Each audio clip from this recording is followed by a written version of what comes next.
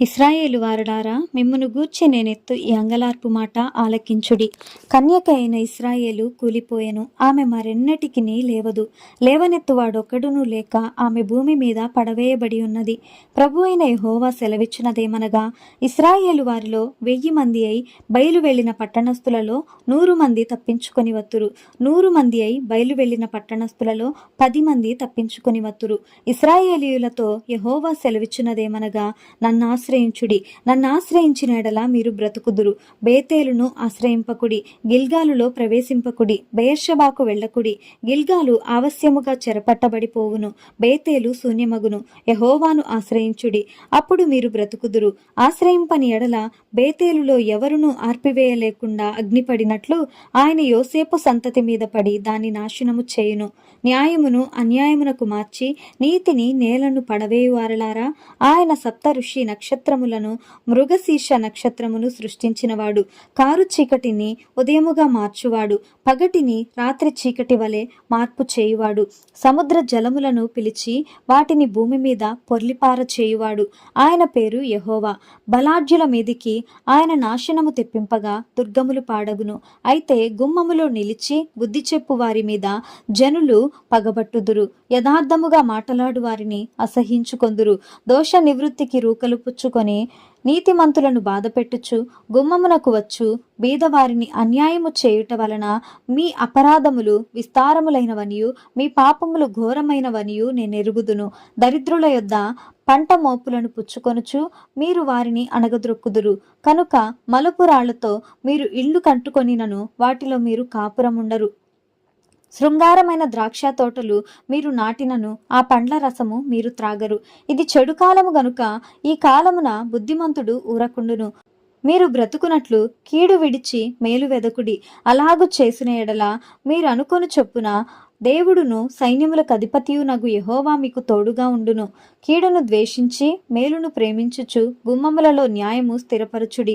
ఒకవేళ దేవుడును సైన్యములకు అధిపతియునగు యెహోవా యోసేపు సంతతిలో శేషించిన వారి యందు కనికరించును. దేవుడును సైన్యములకు అధిపతియునైన ప్రభువగు యెహోవా సెలవిచ్చినదేమనగా, నేను మీ మధ్య సంచరింపబోచున్నాను గనుక రాజమార్గములన్నిటిలో అంగలార్పు వినబడును. వీధులన్నిటిలో జనులు కూడి అయ్యో శ్రమ అందురు. అంగలార్చుటకు వారు సేద్యగాండ్రను పిలుతురు. రోదనము చేయ నేర్పుగల వారిని అంగలార్చుటకు పిలిపింతురు. ద్రాక్ష తోటలన్నిటిలో రోదనము వినబడును. యెహోవా దినము రావలెనని ఆశ పెట్టుకొని ఉన్న వారలారా, మీకు శ్రమ. యెహోవా దినము వచ్చుట వలన మీకు ప్రయోజనమేమి? అది వెలుగు కాదు, అంధకారము. ఒకడు సింహము నొద్ద నుండి తప్పించుకొనగా ఎలుగుబంటి ఎదురైనట్టు, వాడు ఇంటిలోనికి పోయి గోడ మీద చేయి వేయగా పాము వాని కరచినట్టు ఆ దినముండును. యెహోవా దినము నిజముగా వెలుగైయుండదు కాదా? వెలుగు ఏమాత్రమును లేక అది కారు చీకటిగా ఉండదా? మీ పండుగ దినములను నేను అసహించుకొనుచున్నాను, వాటిని నీచముగా ఎంచుచున్నాను. మీ వ్రత దినములలో కలుగు వాసనను నేను ఆఘ్రాణింపనొల్లను. నాకు దహన బలులను నైవేద్యములను మీరు అర్పించినను నేను వాటిని అంగీకరింపను. సమాధాన బలులుగా మీరు అర్పించు క్రొవ్విన పశువులను నేను చూడను. మీ పాటల ధ్వని నా యొద్ద నుండి తొలగనీయుడి. మీ స్వరమండలముల నాదము వినుట నాకు మనస్సు లేదు. నీళ్లు పారినట్లుగా న్యాయము జరుగనీయుడి. గొప్ప ప్రవాహము వలె నీతిని ప్రవహింపనీయుడి. ఇశ్రాయేలీయులారా, అరణ్యమందు 40 సంవత్సరములు మీరు బలులను నైవేద్యములను నాకు అర్పించితిరా? మీరు మీ దేవత అయిన మోలెకు గుడారమును, మీరు పెట్టుకొనిన విగ్రహముల పీఠమును మీరు మోసుకొని వచ్చితిరి కదా. కాబట్టి నేను దమస్కు పట్టణము అవతలికి మిమ్మును చెరగొని పోవదును అని యెహోవా సెలవిచ్చుచున్నాడు. ఆయన పేరు సైన్యములకు అధిపతియగు దేవుడు.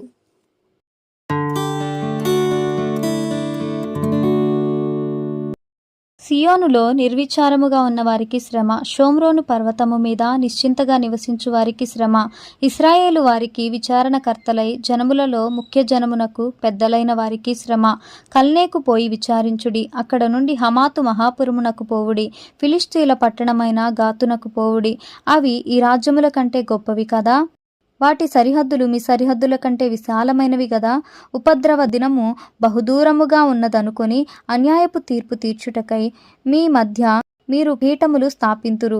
దంతపు మంచముల మీద పరుండుచు పాన్పుల మీద తమ్మును చాచుకొనుచు మందలో శ్రేష్టమైన గొర్రె పిల్లలను శాలలోని క్రొవ్విన దూడలను వధించి భోజనము చేయుదురు. స్వరమండలముతో కలిసి పిచ్చిపాటలు పాడుచు దావీదు వలె వాయించు వాద్యములు కల్పించుకొందురు. పాత్రలలో ద్రాక్షారసము పోసి పానము చేయుచు పరిమళ తైలము పూసికొనుచుందురు గాని యోసేపు సంతతి వారికి కలిగిన ఉపద్రవమును గురించి చింతపడరు. కాబట్టి చెరలోనికి ముందుగా పోవు వారితో కూడా వీరు చెరలోనికి పోవుదురు. అప్పుడు సుఖాసక్తులు చేయు ఉత్సవ ధ్వని గతించును. యాకోబు సంతతి వారికున్న గర్వము నాకు అసహ్యము. వారి నగరులకు నేను విరోధినైతిని గనుక వారి పట్టణములను వాటిలోని సమస్తమును శత్రువుల వశము చేసేదనని ప్రభువైన యెహోవా తనతోడని ప్రమాణము చేసెను. ఇదే దేవుడును సైన్యములకు అధిపతియునగు యెహోవా వాక్కు. ఒక కుటుంబమందు 10 మంది శిష్యులుండినను వారు చతురు. ఒకని దాయాది కాల్చబోవు వానితో కూడా ఎముకలను ఇంటిలో నుండి బయటికి కొనిపోవుటకై శవమును ఎత్తినప్పుడు ఇంటి వెనుకటి భాగమున ఒకని చూచి ఇంటిలో మరి ఎవరైనా మిగిలియున్నారా అని అడుగగా అతడు ఇంకెవరునూ లేరనును. అంతటా దాయాదిట్లనును, నీవికనేమియూ పలుకక ఊరకుండుము. యెహోవా నామము స్మరించకూడదు. ఏలయనగా గొప్ప కుటుంబములు పాడగుననియు చిన్న కుటుంబములు చీలిపోవుననియు యెహోవా ఆజ్ఞ ఇచ్చుచున్నాడు. గుర్రములు బండల మీద పరుగెత్తునా అట్టి చోట ఎవరైనా ఎద్దులతో దున్నుదురా? అయినను మా శక్తి చేతనే బలము తెచ్చుకుందుమని చెప్పుకొని మీరు వ్యర్థమైన దానిని బట్టి సంతోషించు. మీరు న్యాయమును ఘోరమైన అన్యాయముగాను నీతి ఫలమును ఘోర దుర్మార్గముగాను మార్చితిరి. ఇందుకు దేవుడును సైన్యములకు అధిపతియునగు యెహోవా సెలవిచ్చినదేమనగా, ఇశ్రాయేలీయులారా, నేను మీ మీదికి ఒక జనమును రప్పింతును. వారు హమాతునకు పోవు మార్గము మొదలుకొని అరణ్యపు నది వరకు మిమ్మును బాధింతురు.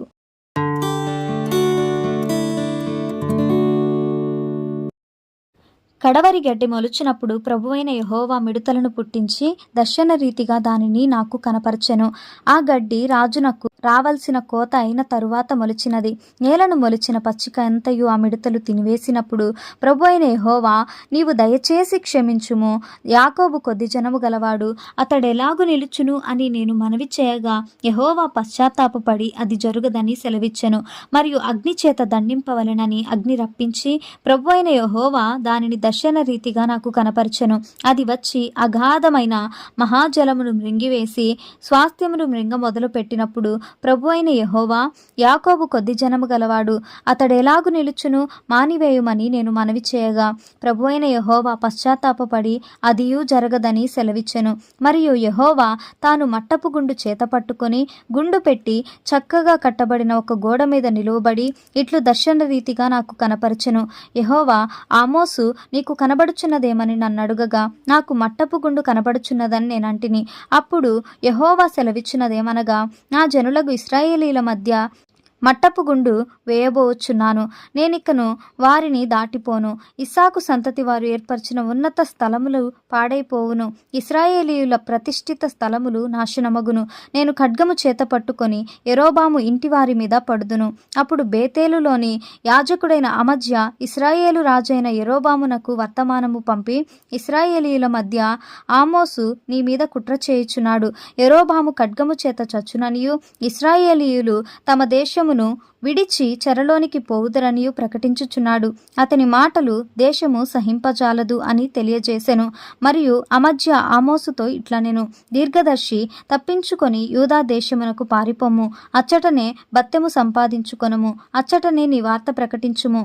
బేతేలు రాజు యొక్క ప్రతిష్ఠిత స్థలము రాజధాని పట్టణమై ఉన్నందున నీవిక్కను దానిలో నీ వార్త ప్రకటన చేయకూడదు. అందుకు ఆమోసు అమజ్యాతో ఇట్లనెను, నేను ప్రవక్తనైనను కాను, ప్రవక్త యొక్క శిష్యుడనైనను కాను, కానీ పశుల కాపరినై మేడి పండ్లు ఏరుకొనువాడను. నా మందలను నేను కాచుకొనుచుండగా యెహోవా నన్ను పిలిచి, నీవు పోయి నా జనులకు ఇశ్రాయేలు వారికి ప్రవచనము చెప్పుమని నాతో సెలవిచ్చెను. యెహోవా మాట ఆలకించుము.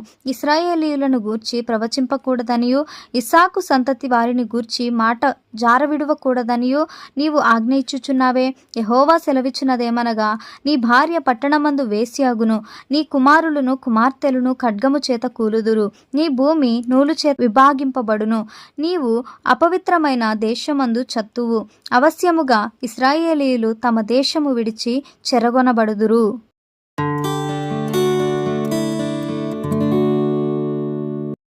మరియు ప్రభువైన యెహోవా దర్శన రీతిగా వేసవి కాలపు పండ్లగంప ఒకటి నాకు కనపరచి, ఆమోసు, నీకు కనబడుచున్నదేమని నన్నడుగగా, వేసవి కాలపు పండ్లగంప నాకు కనబడుచున్నదని నేనంటిని. అప్పుడు యెహోవా నాతో సెలవిచ్చినదేమనగా, నా జనులకు ఇశ్రాయేలీయులకు అంతము వచ్చేయున్నది, నేనికను వారిని విచారణ చేయక మానను. ప్రభువైన యెహోవా సెలవిచ్చినదేమనగా, మందిరములో వారు పాడు పాటలు ఆ దినమున ప్రలాపములగును, శవములు లెక్కకు ఎక్కువగును, ప్రతి స్థలమందును అవి పారవేయబడును. ఊరకుండుడి, దేశమందు బీదలను మృంగివేయును, దరిద్రులను మాపివేయును. కోరువారలారా, తూము చిన్నదిగాను రూపాయి ఎక్కువదిగాను చేసి దొంగత్రాసు చేసి మనము ధాన్యమును అమ్మునట్లు అమావాస్య ఎప్పుడైపోవునో, మనము గోధుమలను అమ్మకము చేయనట్లు విశ్రాంతి దినము ఎప్పుడు గతించిపోవునో అని చెప్పుకొని వారలారా, దరిద్రులను వెండికి కొన్నట్లును పాదరక్షలనిచ్చి బీదవారిని కొన్నట్లును చచ్చు ధాన్యమును మనము అమ్ముదము రండని విశ్రాంతి దినం ఎప్పుడైపోవునో అని చెప్పుకొని వారలారా, ఈ మాట ఆలకించుడి. యాకోబు యొక్క అతిశయాస్పదము తోడని యెహోవా ప్రమాణము చేయునదేమనగా, వారి క్రియలను నేనెన్నడును మరువను. ఇందును గూర్చి భూమి కంపించదా? దాని నివాసులందరూ అంగలార్చరా? నైలు నది పొంగునట్లు భూమి అంతయు ఉబుకును. ఐగుప్తు దేశపు నైలు నది వలె అది ఉబుకును. మిశ్రయీము దేశపు నది వలె అది అణగిపోవును. ప్రభువైన యెహోవా సెలవిచ్చినదేమనగా, ఆ దినమున నేను మధ్యాహ్న కాలమందు సూర్యుని అస్తమింపచేయుదును, పగటి వేళను భూమికి చీకటి కమ్మజేయుదును. మీ పండుగ దినములను దుఃఖదినములుగాను, మీ పాటలను ప్రలాపములుగాను మార్చుదును. అందరినీ మొలల మీద గోనెపట్ట కట్టుకొనజేయుదును. అందరి తలలు బోడి చేసేదను. ఒకనికి కలుగు ఏకపుత్ర శోకము వంటి ప్రలాపము నేను పుట్టింతును. దాని అంత్యదినము ఘోరమైన శ్రమదినముగా ఉండును. రాబోవు దినములందు దేశములో నేను క్షామము పుట్టింతును. అది అన్నపానములు లేకపోవుట చేత కలుగు క్షామము కాక, యెహోవా మాటను వినకపోవుట వలన కలుగు క్షామముగా ఉండును. ఇదే యెహోవా వాక్కు. కాబట్టి జనులు యెహోవా మాట వెదకుటకై ఈ సముద్రము నుండి ఆ సముద్రము వరకును, ఉత్తర దిక్కు నుండి తూర్పు దిక్కు వరకును సంచరించుదురు గాని అది వారికి దొరకదు. ఆ దినమందు చక్కని కన్యలును యవ్వనులను దప్పిచేత సొమ్మసిల్లుదురు. షోమ్రోను యొక్క దోషమునకు కారణమగు దాని తోడనియు, దాను నీ దేవుని జీవము తోడనియు, బేర్షెబా మార్గ జీవము తోడనియు ప్రమాణము చేయువారు ఇకను లేవకుండా కూలుదురు.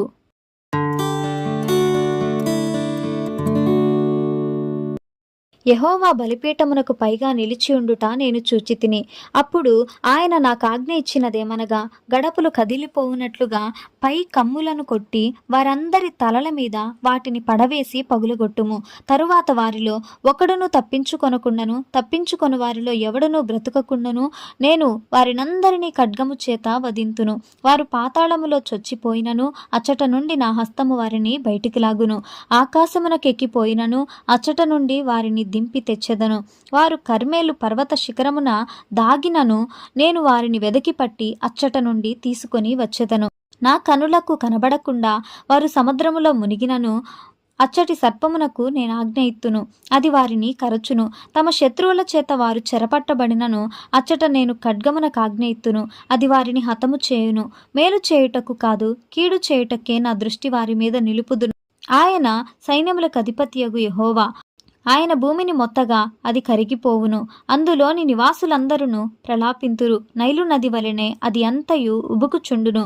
ఐగుప్తు దేశపు నైలు నది వలెనే అది అణగిపోవును. ఆకాశమందు తన కొరకై మేడగదులు కట్టుకొనువాడును, ఆకాశమునకు భూమియందు పునాదులు వేయువాడును ఆయనే. సముద్ర జలములను పిలిచి వాటిని భూమి మీద ప్రవహింపజేయువాడును ఆయనే. ఆయన పేరు యెహోవా. ఇశ్రాయేలీయులారా, మీరును కూషీయులును నా దృష్టికి సమానులు కారా?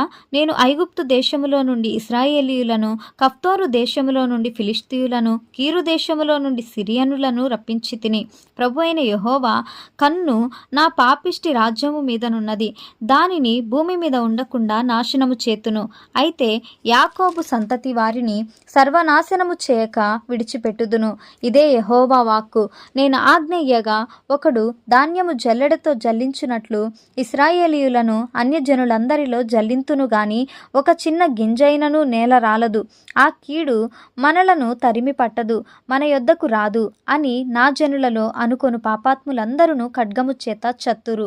పడిపోయిన దావీదు గుడారమును ఆ దినమున నేను లేవనెత్తి దాని గోడను బాగుచేసి దాని పోయిన చోట్లను బాగుచేసి ఎదోము శేషమును నా నామము ధరించిన అన్యజనులందరినీ నా జనులు స్వతంత్రించుకొనున్నట్లు పూర్వపు రీతిగా దానిని మరలా కట్టుదును. ఇలాగు జరిగించు యెహోవా వాక్కు ఇదే. రాబోవు దినములలో కోయువారు దున్నువారి వెంటనే వత్తురు, విత్తనము చల్లువారి వెంటనే ద్రాక్ష పండ్లు తొక్కువారు వత్తురు. పర్వతముల నుండి మధురమైన ద్రాక్షారసము స్రవించును, కొండలన్నీ రసధారలగును. ఇదే యెహోవా వాక్కు. మరియు శ్రమనందుచున్న నా జనులగు ఇశ్రాయేలీయులను నేను చెరలో నుండి రప్పింతును. పాడైన పట్టణములను మరలా కట్టుకొని వారు కాపురముందురు. ద్రాక్ష తోటలు నాటి వాటి రసమును త్రాగుదురు. వనములు వేసి వాటి పండ్లను తిందురు. వారి దేశమందు నేను వారిని నాటుదును. నేను వారికిచ్చిన దేశములో నుండి వారు ఇక పెరికివేయబడరని నీ దేవుడైన యెహోవా సెలవిచ్చుచున్నాడు.